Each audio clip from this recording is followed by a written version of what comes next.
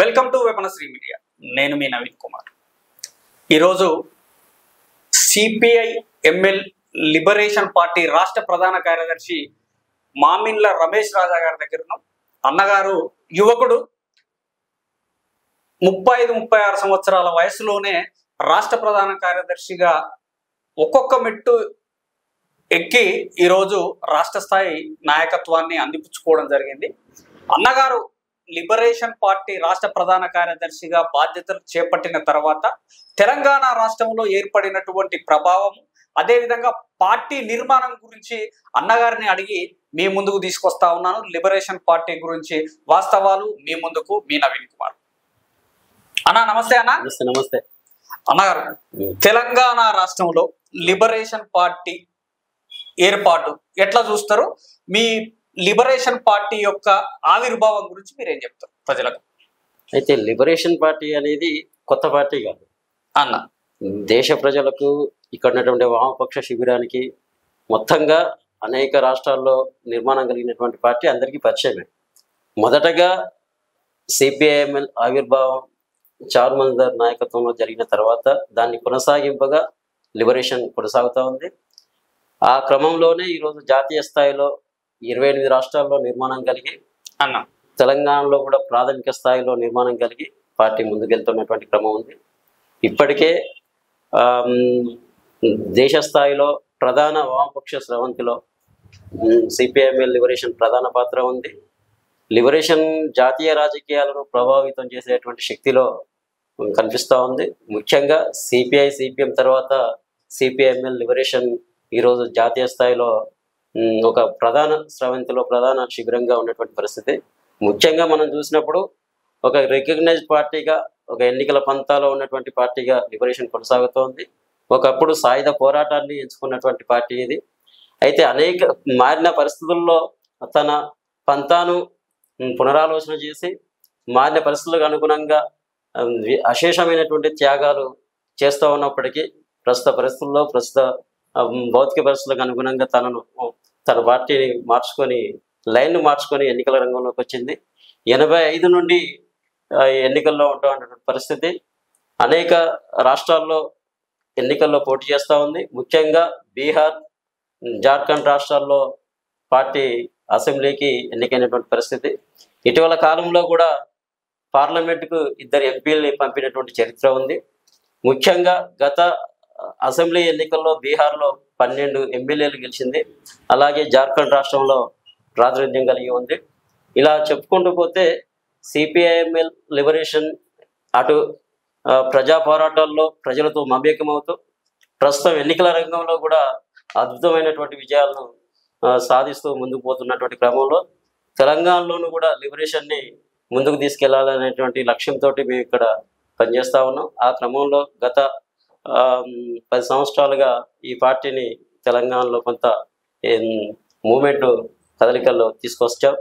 Present 13 జిల్లాల్లో party leading కమిటీలు ఏర్పడి ప్రజా సమస్యల మీద పనిచేస్తున్నటువంటి పరిస్థితి ఇక్కడ. అన్నగారు, మీరు బాధ్యతలు చేపట్టిన తర్వాత పార్టీ నిర్మాణం ఏ విధంగా జరిగింది? గ్రామ స్థాయిలో కానీ మండల స్థాయిలో కానీ కార్యక్రమాలు ఏమైనా చేస్తా ఉన్నారా? పార్టీ నిర్మాణ దశ ఎంతవరకు పూర్తయింది? అయితే తెలంగాణలో ప్రత్యేక పరిస్థితి. తెలంగాణ అంటేనే పోరాటాలకు, విప్లవాలకు సారవంతమైనటువంటి నేల. కాబట్టి ఇక్కడ అనేక పార్టీలు, విప్లవోద్యమాలు, ప్రజాతంత్ర శక్తులు, అనేక రకాల ఉద్యమాలు జరిగాయి. ప్రజెంట్ సిచ్యువేషన్ కూడా కొనసాగుతుంది. అంటే గతంలో మనం తెలంగాణ సాయుధ పోరాటం చూసుకోవచ్చు, తర్వాత తెలంగాణ ప్రత్యేక రాష్ట్ర ఉద్యమాలు చూసుకోవచ్చు. వీటన్నింటి విలువలో తెలంగాణలో ప్రజా పోరాటాలు అనేది ప్రతి కాలంలోనూ కొనసాగుతున్నటువంటి పరిస్థితి. ప్రత్యేకంగా లిబరేషన్కి వచ్చేసరికి మేము ఇక్కడ ప్రాథమిక దశలోనే ఉన్నాం. మేము ప్రజల్లోకి వెళ్ళిన చోట ప్రజలు ఆదరిస్తున్న తీరు, ఎర్ర జెండాకు వాళ్ళ గుండెల్లో ఉన్నటువంటి అది స్పష్టంగా కనిపిస్తుంది. అంటే మనం ప్రజల దగ్గరికి వెళ్తే ప్రజలు మన వెంట ఉండేటువంటి పరిస్థితి ఉంది. కాబట్టి మనం శక్తి మేరకు మేము ప్రారంభించిన ప్రతి చోట శాఖలు, బ్రాంచీలు ఏర్పడినటువంటి చోట ప్రజలు మాతో కలిసి వస్తున్నారు. అక్కడ స్థానిక సమస్యల మీద పోరాటాలు కొనసాగుతూ ఉన్నాయి. తోసుకొస్తున్నటువంటి సమస్యల మీద కూడా మేము ఉద్యమాల్ని ఎక్కడికెక్కడ చేస్తూ ఉన్నటువంటి పరిస్థితి ఉంది. అన్నగారు, మీరు పార్టీ నిర్మాణం గురించి దృష్టి పెడతా అని అంటున్నారు. కానీ ఇప్పుడున్నటువంటి పరిస్థితుల్లో కమ్యూనిజం మసకబారుతుంది అనేటువంటిది జనాల్లో వినిపిస్తున్నటువంటి అంశం. మీరు ఎట్లా చూస్తారు? కమ్యూనిజం యొక్క ప్రాబల్యము రోజు రోజుకు తగ్గుతా ఉన్నది. అయితే మారుతున్నటువంటి పరిస్థితులకు అనుగుణంగా ఎత్తుగడలు రూపొందించుకొని ప్రజల్లోకి వెళ్ళాల్సినటువంటి అవసరం అయితే ఉంది. అయితే కమ్యూనిజం అనేది మసకబారుతుంది అనేది ఒక చెత్తవాదన. ఎందుకంటే ఇప్పుడు ప్రపంచవ్యాప్తంగా చూస్తే అనేక పోరాటాలు ముందుకు వస్తున్నాయి. అనేక దేశాల్లో అనేక చోట్ల ప్రజలు తిరుగుబాటుకు నాయకత్వం వహిస్తున్నారు, విప్లవాలు ముందుకు వస్తూ ఉన్నాయి. కాబట్టి ఎక్కడైనా సరే కమ్యూనిజం అనేది అక్కడ భౌతిక పరిస్థితులను బట్టి మనం ప్రజల ఆలోచన విధానాన్ని బట్టి మనం రూపొందించేటువంటి కార్యక్రమాల మీదే ఆధారపడి ఉంటుంది. కాబట్టి తెలంగాణలో కూడా మనం ఇప్పుడు సిచ్యువేషన్, తెలంగాణ రాష్ట్రం ఏర్పడింది, ప్రజల ఆశలు ఆకాంక్షలు ఇంకా నెరవేరలేదు. అంటే దాని మీద మనం ఇంకా కదిలి పనిచేస్తే ప్రజల ఆకాంక్షలకు మేరకు ఆశలకు అనుగుణంగా మనం డిమాండ్లను రూపొందించుకొని ఒక కార్యక్రమాన్ని కనుక మనం తీసుకోగలిగితే ప్రజలు మనం వెంట ఉంటారు. అద్భుతమైనటువంటి పోరాటాలు జరుగుతాయి. అది ఏ రూపంలో జరిగినా దానికి ఎర్ర జెండా నాయకత్వం వహిస్తుంది అనేది స్పష్టంగా. లిబరేషన్ పార్టీ యొక్క విధి విధానాలు ఏంటి?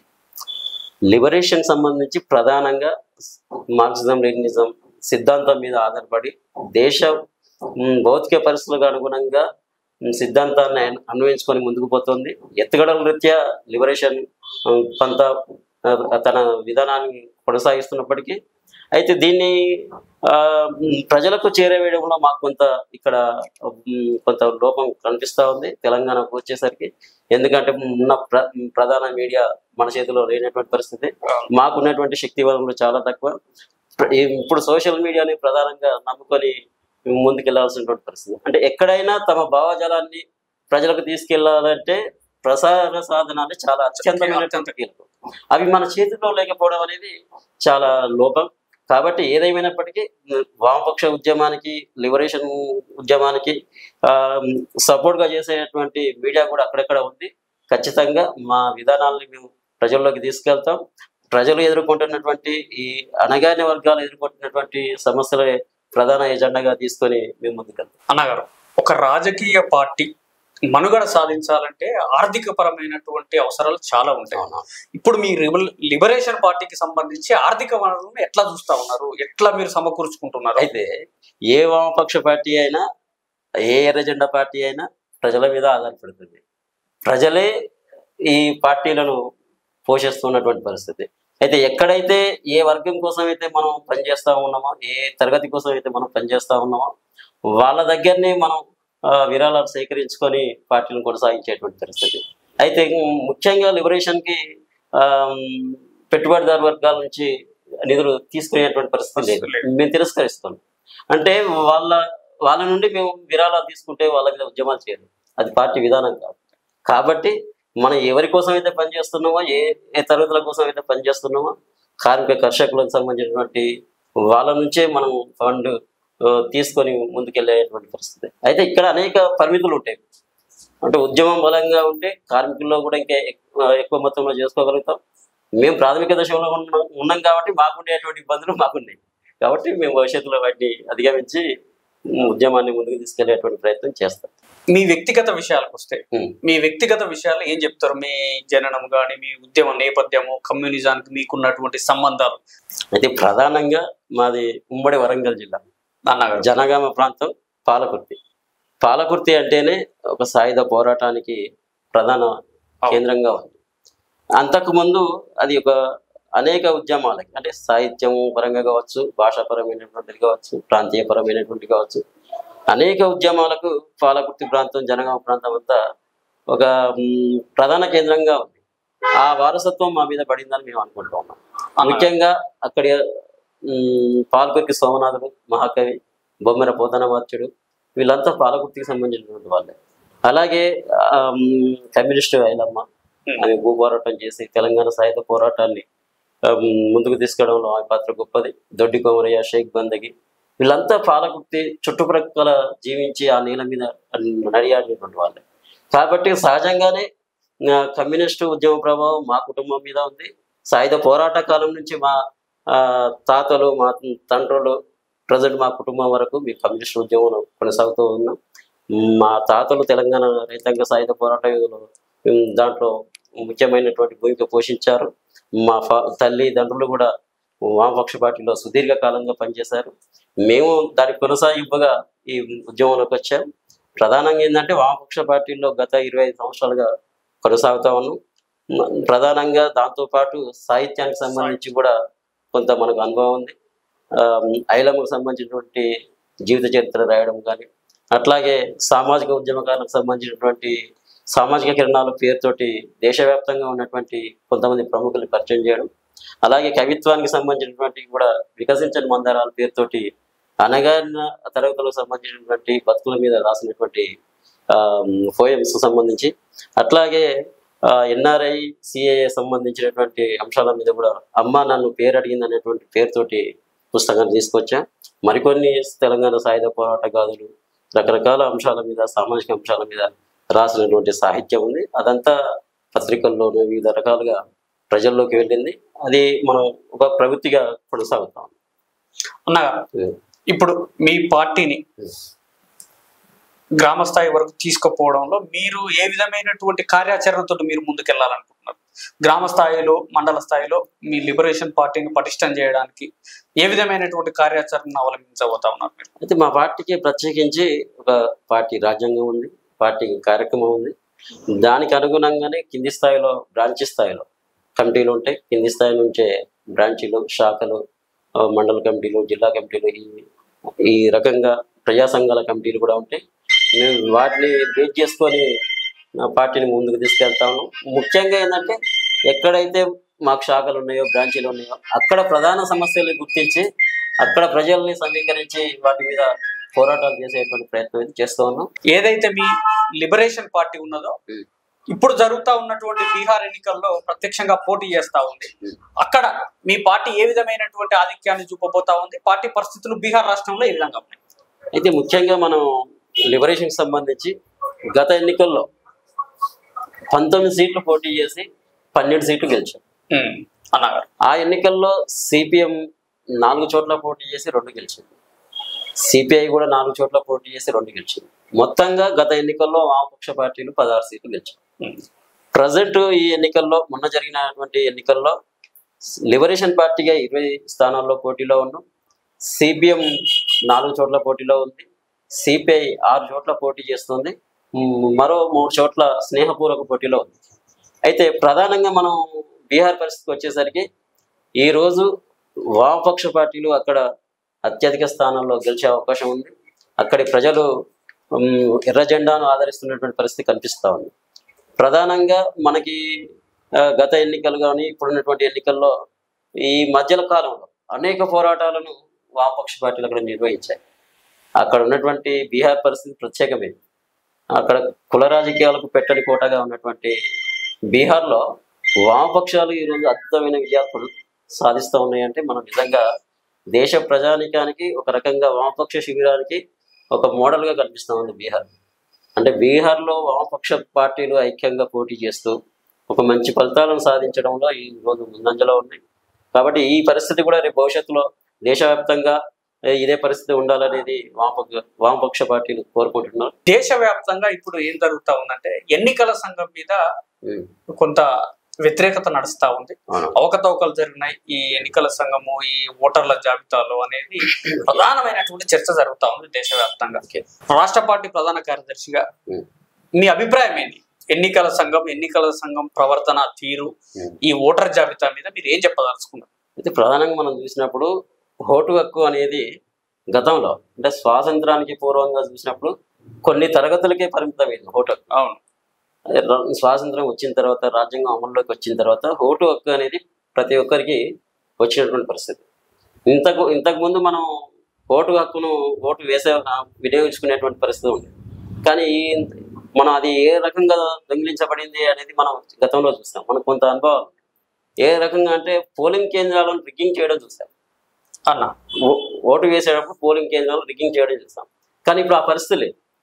రిగ్గింగ్ చేయకుండా, ఈవీఎంలో ట్యాంపరింగ్ చేయకుండా, ప్రధానంగా ఇప్పుడు ఇంకో సిచ్యువేషన్ ఏమొచ్చిందంటే ఓటర్ లిస్టులో పేరు లేకుండా చేయడం. ప్రధానంగా ఎస్సీ, ఎస్టీ, బీసీ, మైనార్టీలు, ఈ అణగారిన వర్గాలు అనేది ప్రస్తుత బీజేపీకి వ్యతిరేకంగా ఉన్నారు. వీళ్ళు ఓట్లు వేసేటువంటి పరిస్థితి లేదు. కాబట్టి ఎట్లాగైనా వీళ్ళ ఓట్లను తిరస్కరించాలనేటువంటి కోణంలో ప్రభుత్వమే ఎన్నికల సంఘాన్ని ఉపయోగించుకుంటూ ఓట్ల సవరణ పేరుతోటి ఓట్లను పట్టపగలి దొంగతనం చేస్తూ ఉన్నటువంటి పరిస్థితి కనిపిస్తుంది. అంటే ఈ రోజుల్లో ఓటు హక్కును కూడా కొద్ది మందికి పరిమితం చేయాలనేది కేంద్ర ప్రభుత్వ ఆలోచన. దానికి ఎన్నికల సంఘాన్ని ఉపయోగించుకుంటుంది. ప్రధానంగా ఈ మధ్యకాలంలో చూసాం, బీహార్లో 64 లక్షల ఓట్లను తీసేశారు.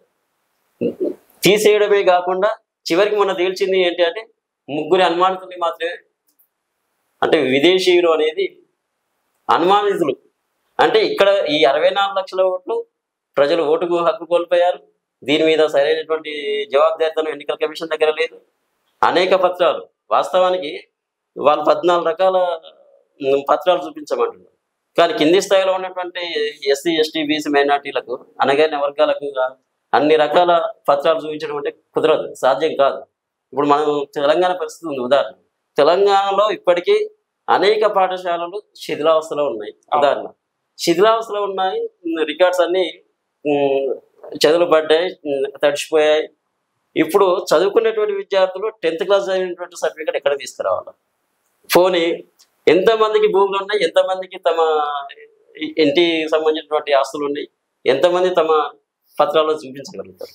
అంటే కేంద్ర ప్రభుత్వం చెప్తున్నటువంటి, ఆ ఎన్నికల సంఘం చెప్తున్నటువంటి పత్రాలు అనేది సాధ్యం కాదు.